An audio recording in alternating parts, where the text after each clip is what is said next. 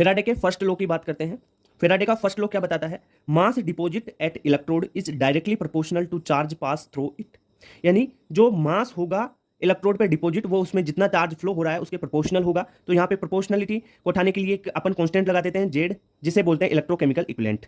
ठीक है, यहाँ पे चार्ज क्यू है, क्यू बराबर आई टी, आपने फिजिक्स में पढ़ा है ना, आई करंट है और टी टाइम है। तो यहाँ पे जेड अपन ने कांस्टेंट लगा दिया, तो मास बराबर जेड इंटू आई इंटू टी।